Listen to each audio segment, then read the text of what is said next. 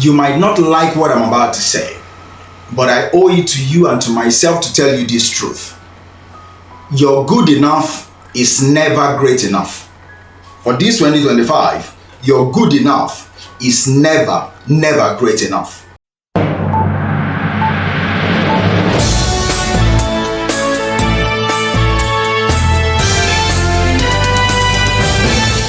Mastery. That is what I want us to think about today on this week's episode of Minutes with MinistaMike. Mastery. You've heard me say that your good enough is not great enough. You might not like it, but that is the truth. Until mastery is your standard, your good enough is never great enough. See, mastery is about more than doing something well. When you hear mastery, you might be thinking, oh, I've done something well. Mastery is more than that. It is more about doing it with excellence. It is about doing it with precision. And most importantly, mastery is about doing anything you do with purpose. It is about doing whatever it is that you know and learn and you are very good at. You do it with purpose. See, a person who pursues mastery doesn't settle for average. A person that pursues mastery does not settle for average, does not celebrate mediocrity. They aim to exceed expectations in everything they do. They aim to exceed expectations in every area of their life, in every area that they focus on. Mastery is not achieved overnight, but it is the result of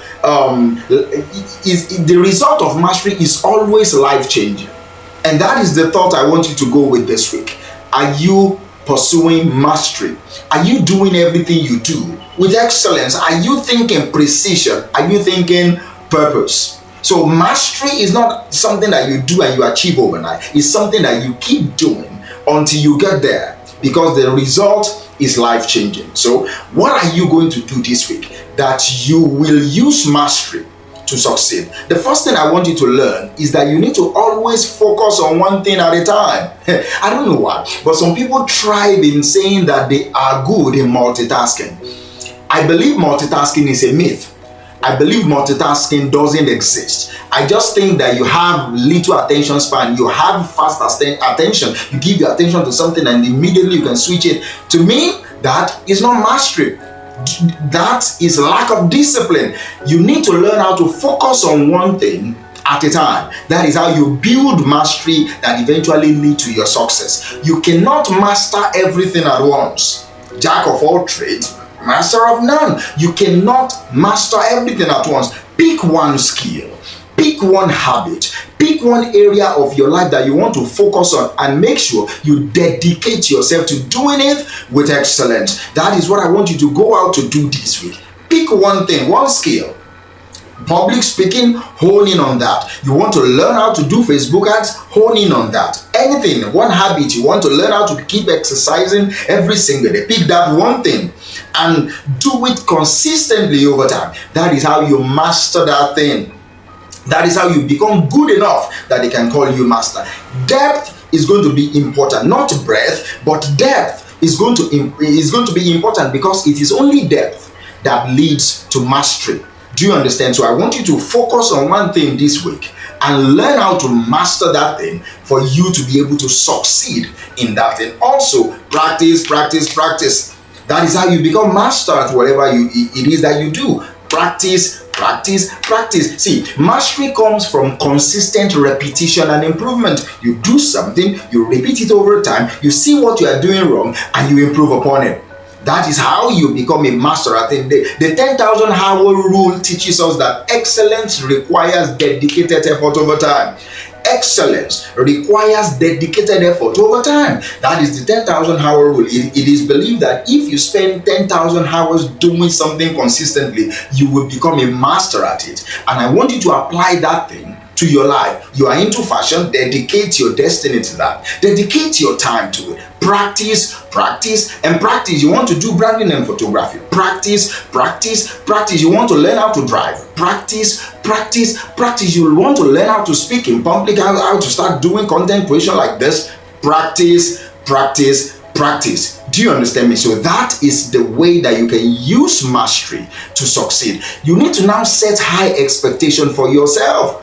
You need to see, the reason why most people fail is not because they aim too high and miss. It's because they aim too low and they hit it. When you aim too low and you hit it, you celebrate yourself as if you're doing well. You're not doing well. It's just that your standard is too low. And that is exactly what I want you to learn today. Make sure you set your standard high. Let your standard of operation, let your standard of dreams, let high expectation for yourself. Believe in yourself so much that your expectation of yourself is high. Don't aim for good enough. Don't aim for good enough. You need to learn how to hold yourself to a higher standard in everything that you do.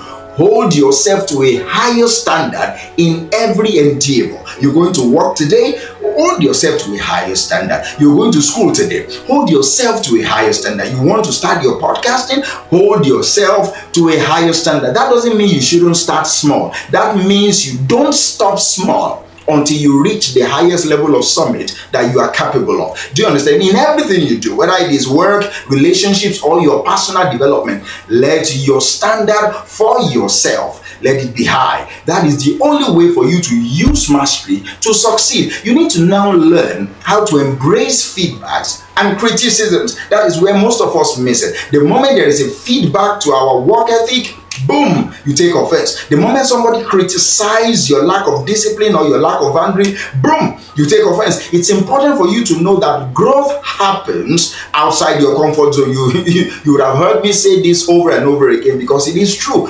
Growth happens outside of your comfort zone. So you need to learn how to seek feedback from those who have mastered what you are pursuing. There is nothing new under the sun. There is nothing you want to do now that has not been done before. So seek out the masters. Learn their routine, learn their work ethic, learn from them. Do you understand? So that when you know what they went through and the mistakes they've made, you can learn from those mistakes so that you won't repeat those mistakes. Use their insights and their wisdom to refine your own approach. That is how you can be better. So embrace feedback and criticism. That is how you can become a master at what you do. Learn also to develop patience and discipline. Patience and discipline is the hallmark, is the major pillars that hold mastery. Patience and discipline. Many of us are impatient. You have a little objection from one of your customers, boom, you give up. You did not sell for 2, 3, 4 days, boom, you give up.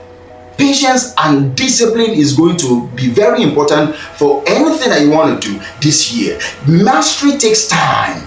Mastery takes perseverance. You need to know that whatever it is that you are doing that you want to master, it will take time. So stay disciplined. In your effort, stay disciplined. Even when progress seems slow, stay disciplined and trust the process. Trust yourself enough that you are doing the right thing. You are learning, you are improving, you are doing the right thing, and it will work out. It will definitely work out. So you need to develop patience and discipline. Learning from the masters also is going to be very important. Find mentors, find masters that have gone ahead of you, that have gone before you, that have done this thing, that have been selling since when they were 8. Those people that have been doing public speaking since when they were 12. Learn from them. Soak them in. Surround yourself with them. Surround yourself with people who excel at what you want to master. They've already done it. There are great musicians out there. There are great music producers out there. Go and subject yourself in humility to tutelage under them. That is how you can become master. Study their methods, study their habits, study their discipline, study, most importantly, their mindset. Success leaves clues. Find the clues that have been left for you by the masters and learn from them. And finally this week, celebrate your own progress. That is how you can stay in the game of mastery, because see, it's going to be very difficult. It is going to be hard. You will sweat, you will cry, you will despair. But when you know that you are making progress, you will discover that you will stay put. You will stay in the game until you win. So celebrate progress. Not necessarily perfection. Celebrate progress. Why? Mastery is a journey. Do you understand me? Mastery is a journey, not a destination. You need to acknowledge your own growth. Along the way, you will grow. Acknowledge those growths. Little, but they are there. Find them. Be grateful for them, acknowledge them, and let each milestone that you reach, let it motivate you, let it inspire you, let it transform you, let it push you, let it drive you to keep pushing forward. This is what I want you to go this week. Mastery is not about being perfect, okay? It is about continuous improvement. So look at your life right now and say, okay, which area in my life am I improving? Which area in my life will I improve? Find those areas and start today. Start this week and make progress. When you choose mastery, you transform your mindset and you set yourself apart in every area of your life. You choose mastery will set you apart. You need to remember this. Excellence attracts success. So pursue excellence in everything you do, at your workplace, at your school, in your business. Pursue excellence. Pursue excellence. Keep demanding what is best for you. Keep demanding and striving for what is best within yourself. Thank you, and I will talk to you next week.